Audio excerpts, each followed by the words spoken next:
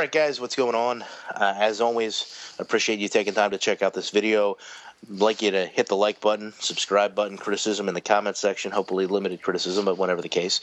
And as always, run over to Twitter, give me a follow. My username is Shutdown Safety. Talked about early in the week, expanding my channel a little bit, and I'm going to do that with the help of my good buddy Neil Bauer, Devil Plus Good Games. Probably remember him from the Quinn Pitcock interview, the Johnny Rutledge interview, the Michael Mentheim interview.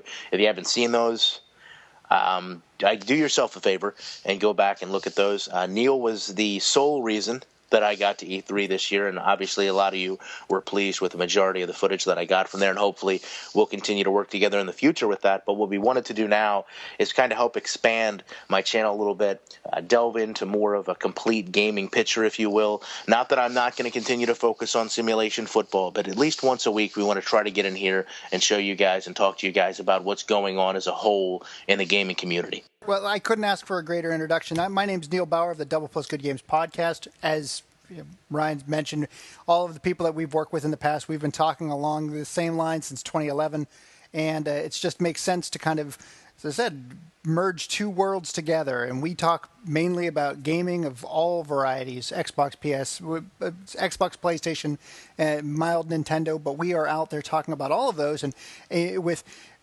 the commentary that Ryan does on football, sim football, is one of the best out there today. We thought it was a perfect synergy to bring up, a few talking points a couple times a week, or once a week to this channel. So we would love. We connected at E3, and it was a phenomenal year. This year, if any of these. What, millions? Are you up to the million subscriber listener? No. 2, 3 million, 5 million. I'm closing in on 2 million in views. This should obviously push me over the top with this alone. But I think, the big part of this for me, and as I've expressed to a lot of people on Twitter, I was really lost at E3, not being a really big gamer. I had some people locally that, obviously know a little bit about what I do, and they had talked to me about the importance of E3 and tried to hammer home to me what it means to go there and be involved in something like that. But I still was very quickly overwhelmed by the landscape gaming has right now. These aren't titles that I traditionally buy. These aren't companies I traditionally purchase from. Outside of sports venues, I really don't have a lot of interactions with games.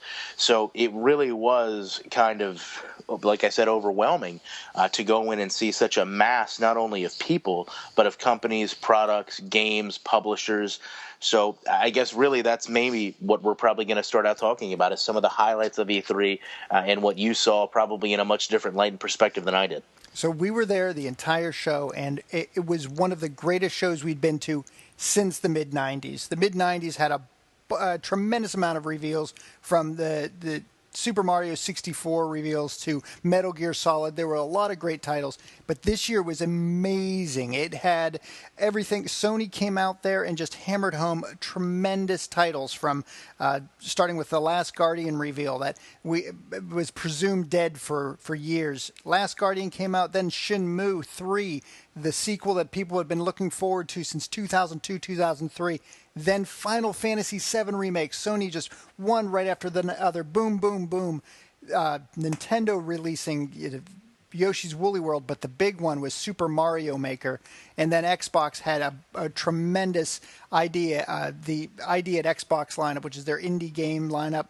They showed a great deal of titles, from Forza to the Halo 5 to Gears of War Remaster. It was a tremendous show from top to bottom. So there was so much to be excited about. The show is confusing. To Ryan's point, it is confusing already, and it's daunting, and it's even more so when there's this level of excitement, across so many different vendors. So it was a great, fantastic show, and I'm sorry your first test was, we threw you in the deep end this year. So you survived it.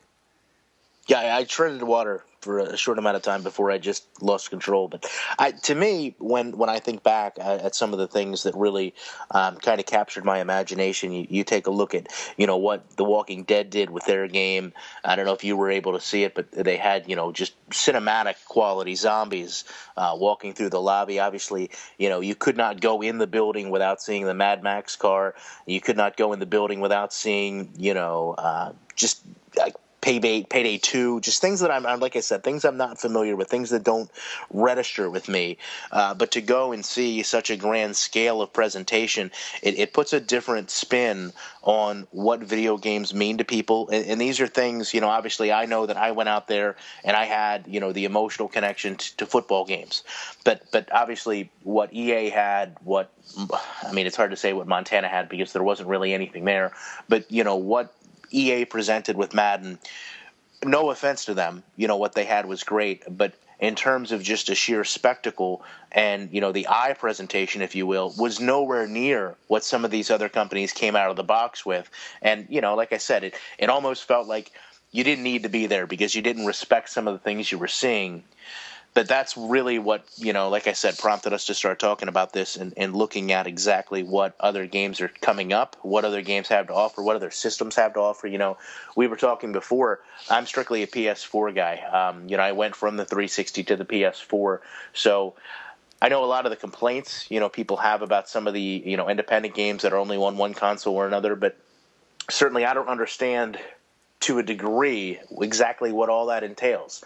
Why would, as a consumer right now, I want to go out and purchase an Xbox One? What games would really capture my heart the same way a football game does for me to go out and say, okay, this game here warrants a console purchase? Well, there's so many, right? It's a great time to be a gamer. That is such a, it seems like a rote or a trite kind of saying, but seriously, there is so much. And the titles we mentioned Gears of War, we mentioned Tomb Raider, we mentioned Halo. Like, there's so much on the Xbox system for gamers.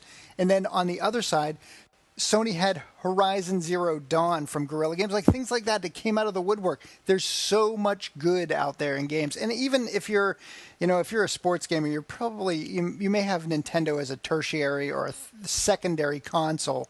The people that listen, Nintendo still makes consoles? They do. They announced a new piece of hardware called the NX, which we will not see for at least another year.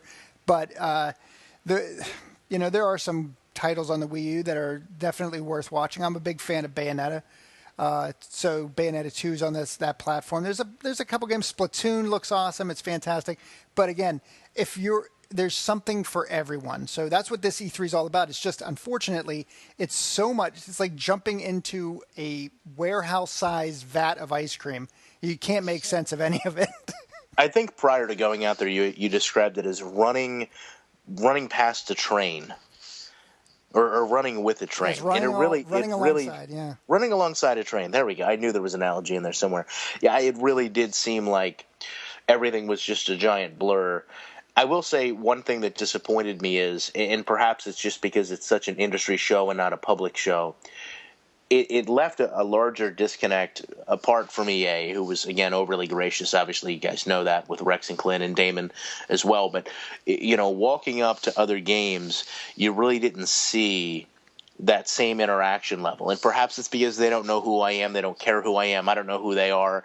But it seems like that personal level of, here's what we have to offer. Here's our product. Here's our game. Here's what, you need to purchase this for, or why, or what it's going to bring to your life. That really didn't seem to be there. And maybe that's just part of the trade show. Maybe that's just part of the media aspect of it. But to me, I expected a little bit more of a front and center, here's more than just a controller to play the game on.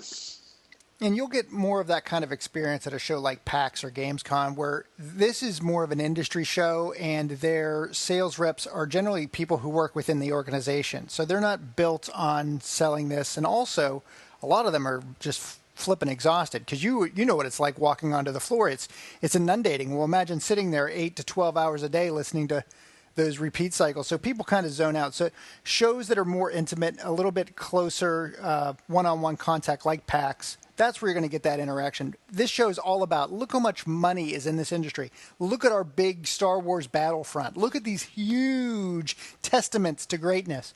That's what that show's about.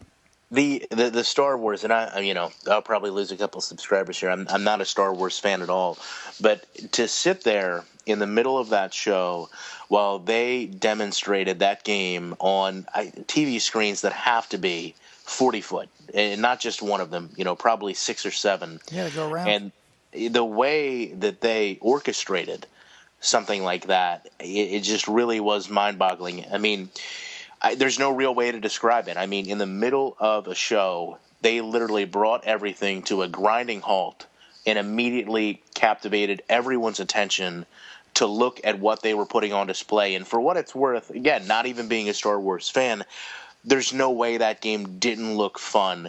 There's no way that game didn't look like it was going to bring you some level of enjoyment.